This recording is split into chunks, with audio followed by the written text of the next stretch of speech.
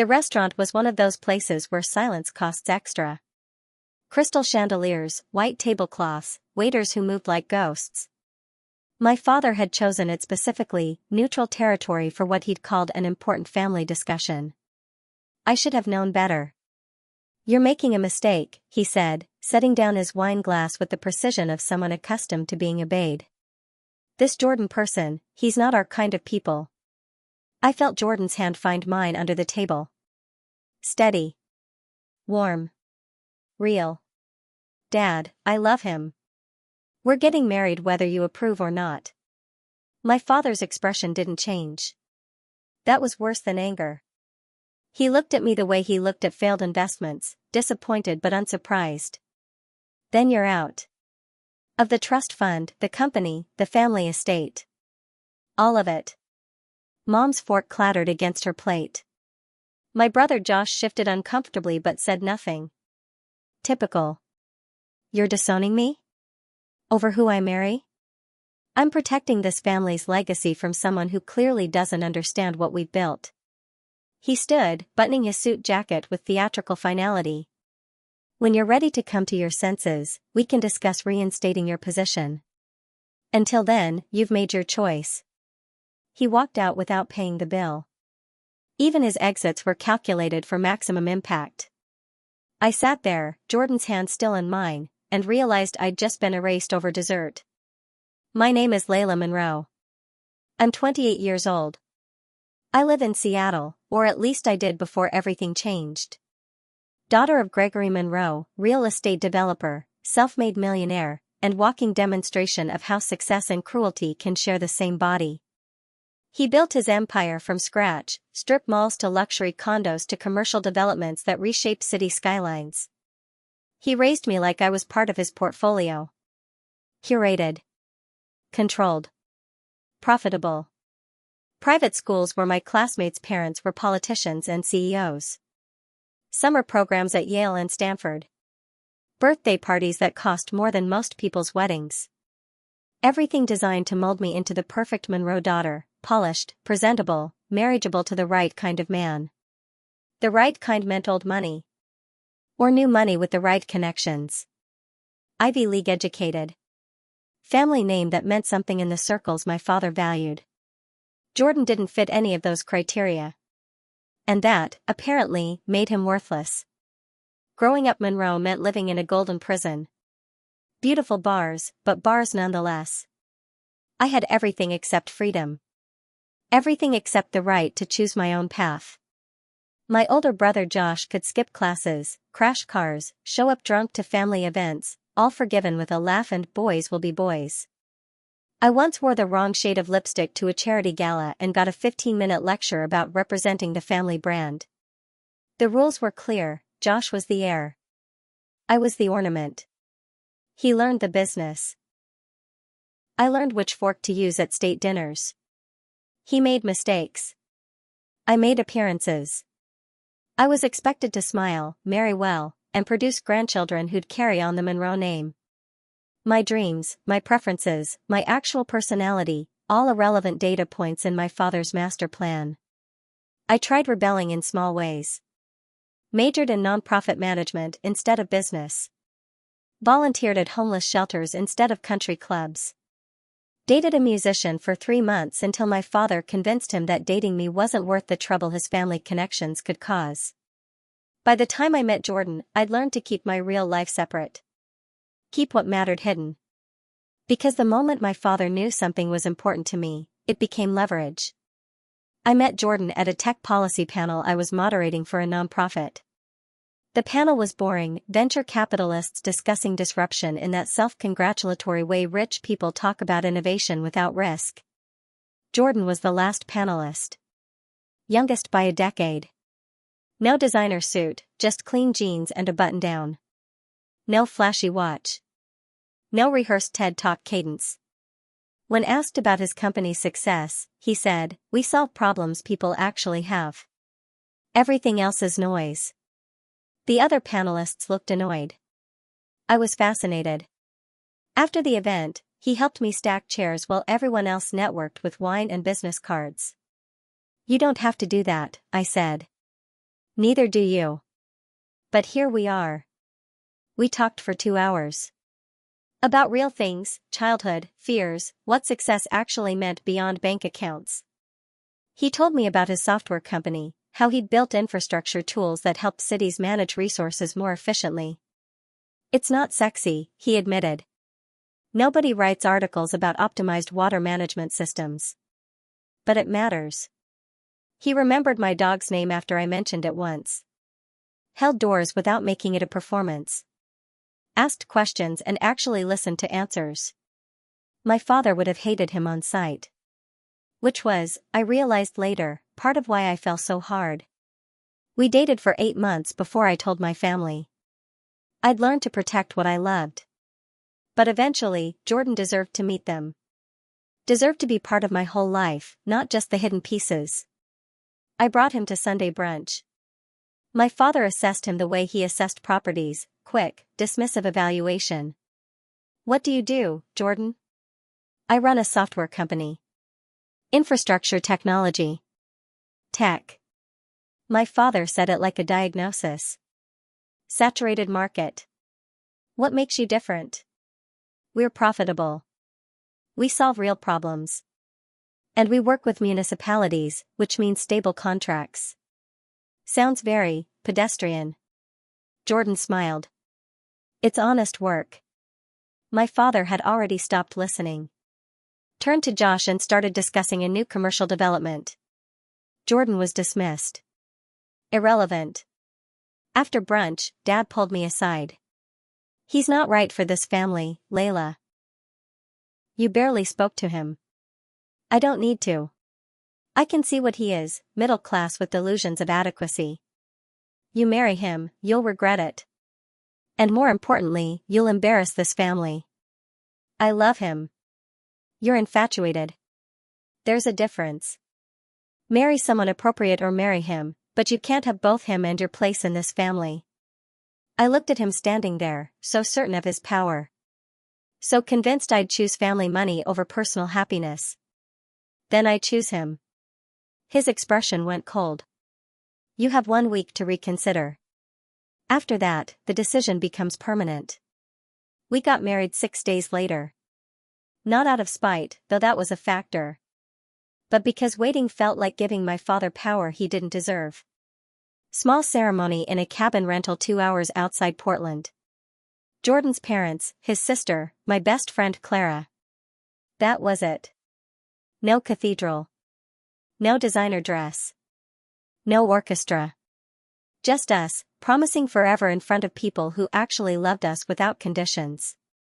The cabin overlooked a lake. Pine trees everywhere. Rain tapping the roof during our vows. Jordan cried. I cried. His mom made a cake that was slightly lopsided and absolutely perfect. My phone buzzed during the reception. A message from my father's lawyer with a PDF attachment. Trust fund beneficiary removal, Layla Margaret Monroe. Below it, a note from Dad, you made your choice. Live with it. No congratulations. No well wishes. Just legal documentation of my exile. Jordan saw my face. What's wrong? Nothing that matters. I put my phone away and danced with my husband while rain fell and the future felt uncertain but entirely ours. The reality of being disowned hit slowly. Like hypothermia, you don't notice until you're already frozen. I'd always worked. Had my own job at a nonprofit advocacy organization. But I'd also had a trust fund as backup. Credit cards on family accounts. The unspoken security of knowing that if anything went really wrong, there was a safety net. Now that net was gone. Jordan never made it a thing. Never asked about money. Just quietly took over the rent on my apartment, folded me into his life without fanfare. But I cried. A lot. Those first few weeks, I'd wake up at 3 a.m. just sobbing into my pillow, trying not to wake Jordan. Because losing a parent while they're still alive is a specific kind of grief. They're out there, living their life, but you're dead to them. You can see them in the world, social media posts, news articles about the business, but you're erased from their story. My mother called once. Brief, uncomfortable. He's very hurt, Layla. He disowned me, Mom. I didn't do anything to him. You chose someone he doesn't approve of. That's hurtful. And cutting off your daughter isn't? Silence. Then, I should go. He'll be home soon. She never called again. 3 months after the wedding, my father hosted his annual investor gala. Massive event.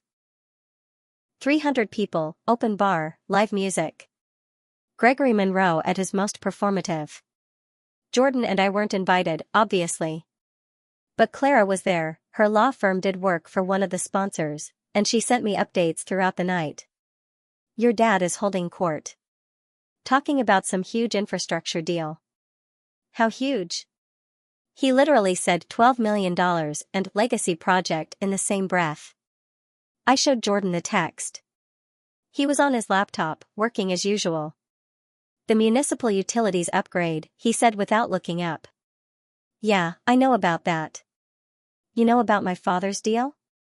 It's not his deal. It's a city contract that requires our software. His company bid on the construction portion. But nothing moves without our licensing agreement. I set down my wine glass carefully. Your company is involved in this? We built the entire back-end infrastructure. Monitoring systems, resource allocation, predictive maintenance. The whole project runs on our platform. And you haven't signed the licensing agreement yet? He finally looked up. No. We've been in negotiations. Their legal team keeps trying to lowball us. We walked away twice. My father was bragging about a $12 million deal that required technology he didn't control. Technology owned by the poor man he'd dismissed without a second thought. The irony was delicious. Jordan went back to his laptop. I watched him work, the same focused expression he always had, completely unaware of the power he held. My father had never asked what Jordan did. Never Googled him. Never asked a single follow-up question beyond that dismissive "what do you do?" at brunch. Because in Gregory Monroe's world, if you weren't wearing the right watch or attending the right schools or connected to the right families, you weren't worth investigating. He'd looked at Jordan and seen nothing. A blank space where importance should be. He'd never considered that the quiet guy in jeans might be the one controlling whether his legacy project happened at all. I pulled up Jordan's company website. Slate Infrastructure Technologies. Their client list included 15 major cities, 2 state governments, and the Department of Energy. His company wasn't flashy. Wasn't featured in tech magazines or startup podcasts. Because the work was boring: water systems, power grids, municipal resource management. But it was essential. And Jordan owned it outright. No investors. No board.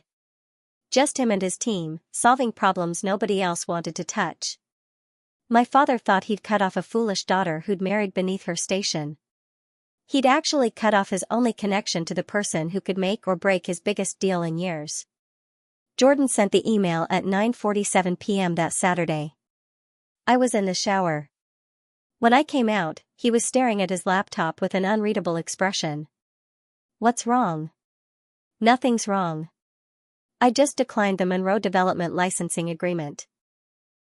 I froze, towel wrapped around me, water dripping onto the hardwood. You what?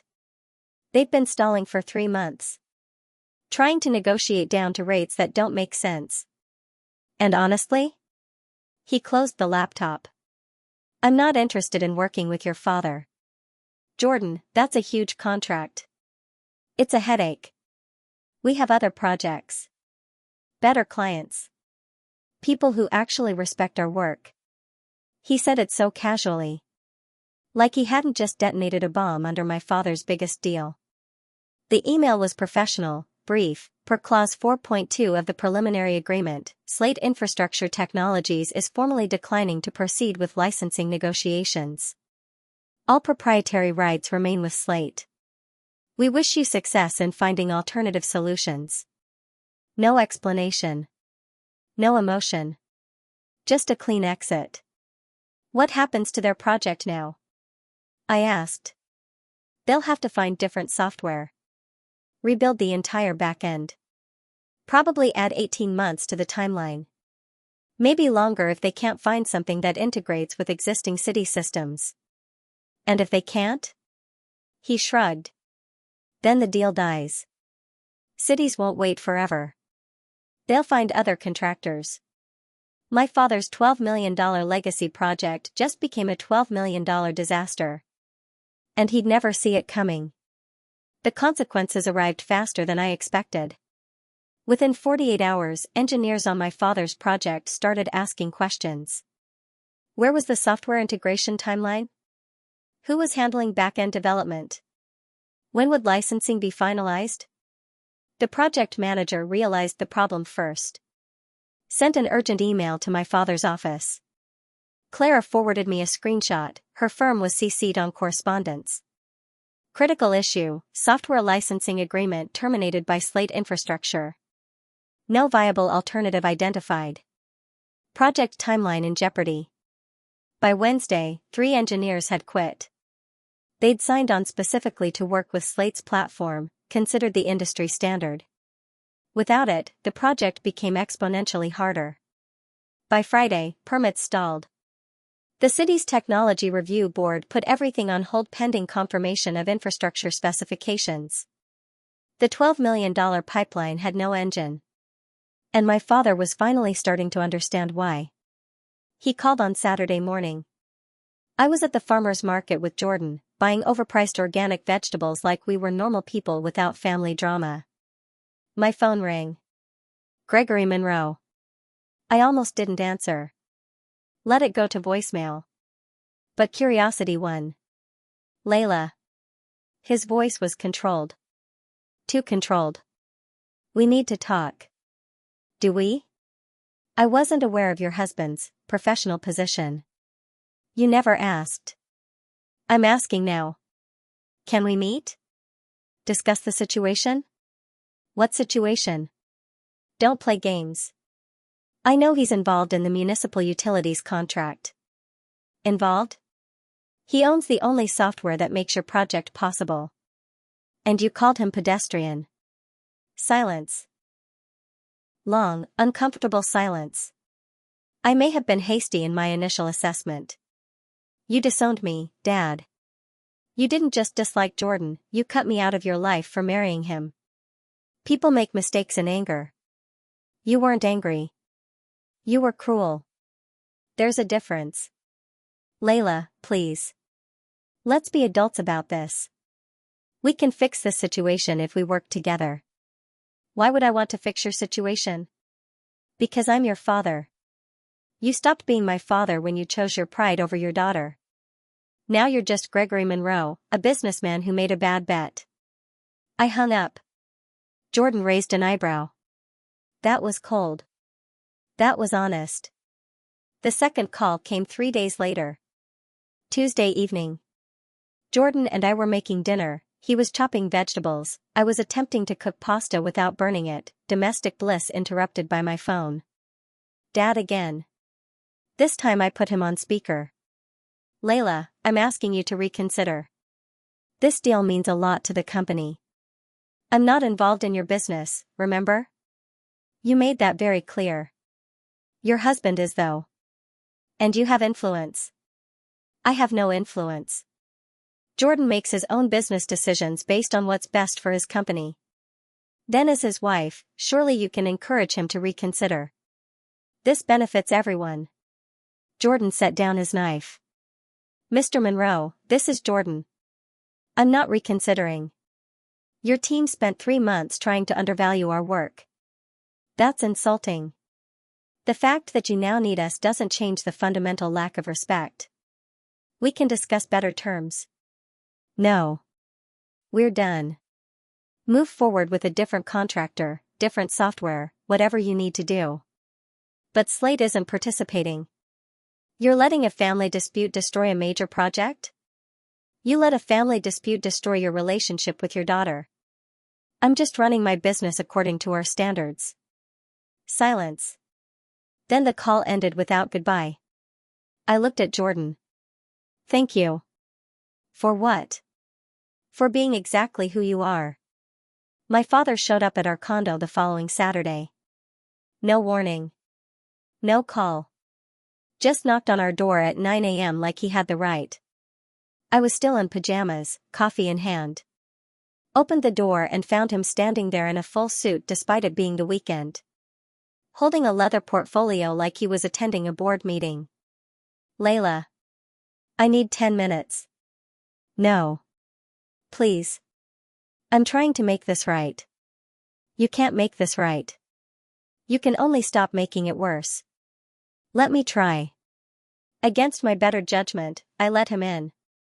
Jordan was in the kitchen. Didn't come out. Just stayed there, a quiet presence. My father sat on our second-hand couch, the one Jordan bought at an estate sale, worlds away from the designer furniture in the Monroe family estate.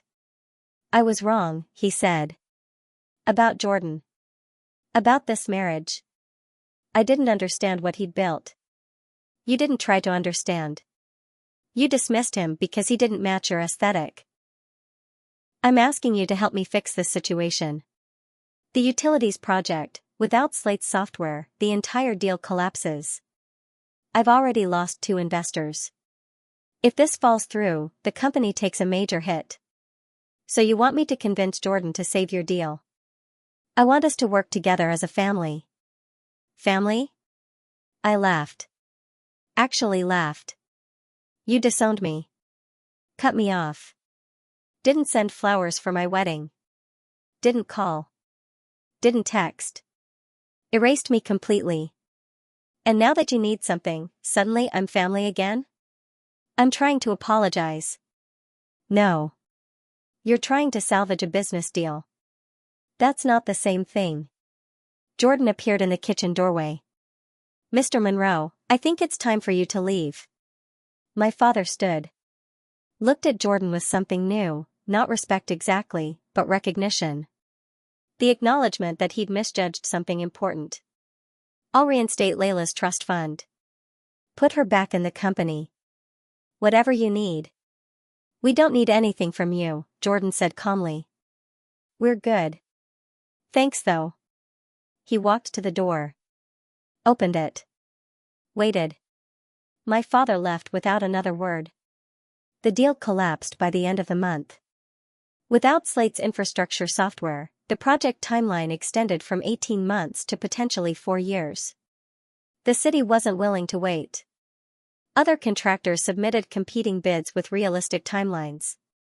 Monroe Development pulled out before they were officially rejected. Strategic repositioning, the press release said. Industry people knew what that meant, failure. 2 more major contracts fell through by association. Investors started asking uncomfortable questions. Stock prices slipped, not dramatically, but noticeably. My father's reputation as the reliable closer, the guy who delivered on promises, started showing cracks. Clara sent updates from inside the legal circles.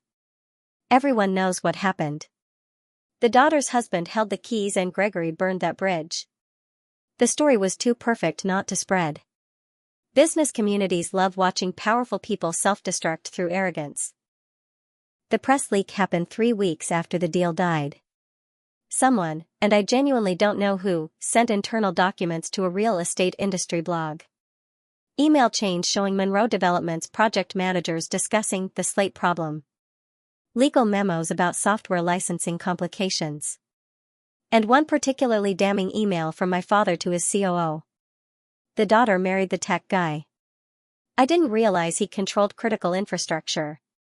Find out if we can leverage family connection for better terms. The headline, Monroe Development CEO's family drama sinks $12 million deal, daughter married the man who owns the tech stack. The article went viral in industry circles. Comments were brutal. Imagine being so arrogant you don't research your daughter's husband and he ends up controlling your biggest project. This is why nepotism and family business don't mix. Gregory Monroe thought he was cutting off dead weight. Turned out he was cutting off his own lifeline. My phone exploded. Reporters. Industry contacts. People I hadn't spoken to in years. Everyone wanted the story. I said nothing. Let the facts speak for themselves. Josh called 2 days after the article dropped. My brother, who'd said nothing when I was disowned, suddenly had opinions. Layla, this is getting out of control. The company's reputation is taking damage. You need to fix this. I need to fix it? Jordan has to sign the deal. Be the bigger person. The bigger person? Josh, Dad disowned me. Didn't come to my wedding. Treated my husband like garbage. And now that it's costing him money, suddenly I'm supposed to rescue his pride? This affects the whole family. I'm not part of the family, remember? Dad made that very clear. He made a mistake. He made a choice. Choices have consequences. This is his. You're being vindictive. I'm being consistent. I'm applying the same standards he applied to me. When you're out, you're out. No takebacks just because it's suddenly inconvenient. Layla. Josh, where were you when he cut me off? Did you defend me? Did you tell him he was wrong? Or did you just nod along because it didn't affect you? Silence. That's what I thought. Don't call me about fixing things you helped break. I hung up. Blocked his number. Family only matters when it's convenient. When it costs them something, suddenly there are rules about loyalty. My mother tried next. Late night call. Her voice small, tired. Layla, sweetheart. Your father isn't sleeping. Isn't eating. This is destroying him. I wasn't sleeping either. 4 months after he disowned me. You just never noticed. We were upset. No. You were disappointed that I didn't follow the script. There's a difference. He's your father. He loves you. If this is what love looks like in our family, I'm glad I left. Please. Just talk to Jordan. Ask him to reconsider. We can all move past this. Mom, I'm not asking my husband to save the man who called him worthless. I'm not doing that. If Dad wants to fix this, he needs to fix himself first. And apologizing because he needs something isn't fixing anything. She was crying now. I don't know how to make this right. You could have stood up for me. Any time in the past 6 months. You chose not to. That's your answer. Layla. I have to go, Mom. Jordan and I are having dinner. I hung up. Felt nothing. Guilt requires you to believe you've done something wrong. I'd just protected my husband from people who'd already proven they couldn't be trusted. Jordan and I started Monroe and Slate 2 months later. Equal partnership. Real estate development meets infrastructure technology. His software. My knowledge of development and municipal relationships. Together, actually together. We bought a small commercial building downtown, nothing fancy, but ours. Renovated the top floor into office space. Started pitching on projects Monroe Development used to dominate. Our angle was different, we offered integrated solutions. Development and technology from the same team. No licensing negotiations. No coordination headaches. Just streamlined projects that actually worked. Clients loved it. Especially municipalities burned by projects that ran over timeline because construction and technology teams couldn't coordinate. Within 3 months, we had 2 contracts. Within 6 months, 4. Small projects, but profitable. Sustainable. We built slowly. Carefully. No investor pressure. No board demanding quarterly growth. Just 2 people building something that made sense. My father's way was flash, big deals, big promises, big risks. Ours was steady. Boring. Reliable. And it worked. We hosted our first investor dinner 10 months after starting the company. Nothing extravagant, rooftop garden venue, good food, honest presentations about our approach and results. 40 people RSVP'd. Municipal contract officers. Small investors. Industry consultants. People who cared about substance over flash. 3 days before the event, someone submitted a last-minute RSVP. Gregory Monroe. Jordan showed me the registration. What do you want to do?